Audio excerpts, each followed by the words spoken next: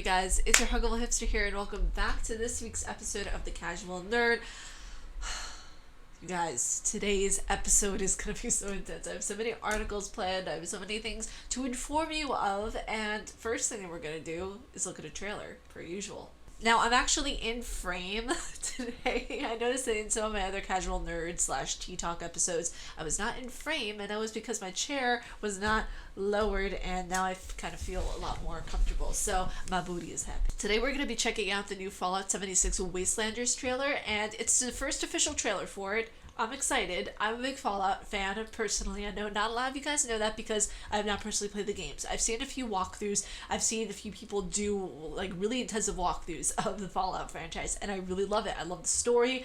Don't like what they did so much with Fallout 76. That's okay though. Bethesda as a whole as a company does a really great job on a lot of products and everything like that. Fallout, they kind of just kept decreasing, but you know what, it's okay, you know, Bethesda, you're still great, and I still am a fan of yours. You know, the thing is that sometimes they hit the nail on the head and sometimes they hit the nail on the coffin, you know. But let's get into this trailer because we have a lot to go over. So I already have trailers planned out for the next 2 to 3 weeks. You guys are going to see a really cool trailer next week about zombies, just putting that out there. Sure, 17 plus, let's get it. I'm ready. It's been a long journey. Appalachia has changed. I don't know if you've been following the rumors, but there's something in the mountains. This looks gorgeous. People from outside are coming in, and they're coming to stay. You're from one of the local vaults, right? All of my people are at risk. I'm willing to pay good money if you put an end. What is that? I'm sorry. Wait a second. It kind of looked like a wacky waving inflatable arm flailing tube man, but alien style. You know, I don't know. It looks like a weird looking kind of pimple there. Just pointing that out. Oh god, I shouldn't have said that. That gives me like a really bad image in my head now. Oh god. I'm willing to pay good money if you put an end to this for me. We ain't gonna let anyone stand in our way. Oh no. Oh, looks like I'm gonna like this.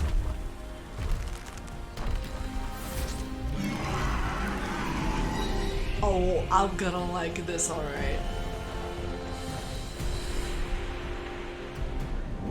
I need you, all of you, April 7th? to do your part. Free for Fallout 76 players! Oh, so is this like an extension that they added on to Fallout 76? That's cool. Now they're making me want to get Fallout 76. That's not fair. See, the thing is that Fallout 76 is an entirely online-based game, which is why they ran into so many issues in the very beginning, so many patchwork issues, just a lot of issues. If you have to rely on patches to make your game work, you got an issue. But this Wastelanders trailer really makes me interested in seeing if it's any better. Like, I'm really considering just getting gold officially and then just buying it and playing it on the Xbox. I mean, not anytime soon because I have a lot of games lined up, but I really want to see how this thing works. There are a lot of people who jump on this bandwagon of hating something just because it's either from a popular developer, a developer that they don't already, you know, like or enjoy, or it just really doesn't work. I want to try it. I want to be able to see for myself if people were over exaggerating the fact that it was bad. Because I'm not gonna lie, the Fallout trailer that I just saw right now, the graphics did not look like they were graphics from this age. I know that probably sounds like a slam to a lot of you, but they could do better with the graphics. You see, it's interesting because it's like sometimes people think that, oh, did they make the game? And it's like, no, Bethesda is a game publisher. So whenever you're looking at a game manufacturer, it's completely different. You have to go to the developing company to see how a game is actually made. But Bethesda published, games like Evil Within, and we all know that that game was absolutely incredible. Do I want to see how this extension / DLC, I'm just going to call it that, it's pretty much a DLC. Do I want to see how it works and plays? Absolutely. Am I going to spend probably over $60 to get the game? Absolutely. Because I can't just take people's word of mouth. I have to see how it performs. I have to see how it works. I have to see for myself everything. If I end up liking it, then I don't really care what other people think. But am I doubting that it had issues, that it had problems? No, I am not doubting that whatsoever. I'm just saying that I'm not going to go from what other people think just to base my whole opinion. I want to base it on facts of how it runs to see it for myself, if that makes sense. I'm going on a tangent right now. Let's move on to the next article. You guys, we got some rumors. We got some fancy schmancy rumors coming up, okay? I'm excited about this because this is Silent Hill rumors. This article was sent to me, and it's a rumor that 2 Silent Hill games are in the works right now. Now, it goes into the article by saying, Aesthetic Gamer, aka Dusk Golem, who previously provided accurate leaks about the Resident Evil 3 remake and Resident Evil 7's Not a Hero DLC, says that Konami reached out to developers to pitch 2 new Silent Hill games. Konami apparently wanted to be a soft reboot and the other episodic game in the style of Telltale or Until Dawn. Because for me, honestly, like, Telltale has their own thing. They're doing their own niche over there. It's their own unique thing with the graphics. That's cool. It's, you know, I'm not a big fan of Telltale, as you guys know.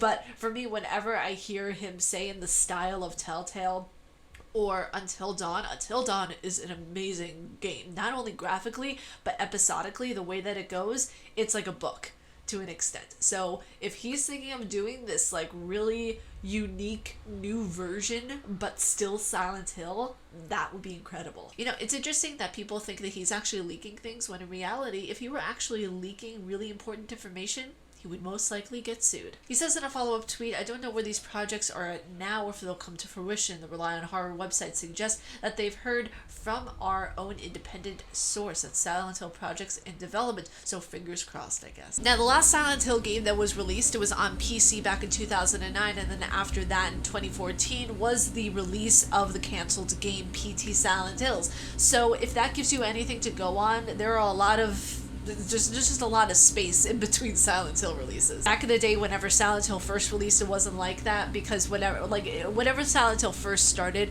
I feel like, oh, okay, they have their momentum and they're going and they, you know, you have a story and everything like that. I feel like the reason why, and this is just my entire take on the entire situation, I feel like why Silent Hills isn't going any further is Kojima doesn't know where to go with the story. You know, it could be something as simple as that. It doesn't have to be beef between different companies or anything. It could be legitimately he doesn't know where to take it next. So next up in gaming news, we have a little YouTube news. We haven't done YouTube news in a hot minute. I feel like since I don't really want to spill tea as much anymore, I'm kind of like getting away from that, even though there's a lot of tea I could spill. YouTube signed exclusive streaming deal for Activision esports like Call of Duty and Overwatch. This is amazing. I feel like the YouTube gaming app kind of just died for some reason. People didn't know what to do with it. They were just like, oh, cool. There's his app. I feel like it got forgotten, much like YouTube Kids, you know? Even though these different kinds of sub-apps include under the umbrella that is YouTube, people tend to forget that they are a thing. It states here in the article that video game publisher Activision Blizzard has entered into the multi-year partnership with Google that will see the search giant's cloud platform power all of Activision Blizzard's games hosting and other technical needs. But more importantly, at part of the deal, YouTube will become the exclusive streaming partner for all the game publisher's big esports title, including upcoming seasons of Overwatch League and Call of Duty League, which will kick off today in Minneapolis, Minnesota, which is when the article was posted a few days ago. This is a huge win for YouTube, by far, because it's always struggled to compete with Twitch, which is a massive streaming platform. YouTube is more that uploading platform. It's like, you know, the hipster friend of Twitch, of where like, okay, I'm gonna upload all the videos and we won't delete them, and you just are like, they're like parents, you know? That's what I want to compare it to. They're like parents. YouTube is the fun aunt, and Twitch is like the angry mom who tells you to eat your vegetables. Because when you really think about it, Twitch deletes all of their VODs after like 45 days or however long it is, and then YouTube is like, no, we're gonna keep all of your videos, all of your live streams, even whenever you burp and you mess up, we're still gonna keep those too. That was probably a very horrible comparison, but I'm working with it.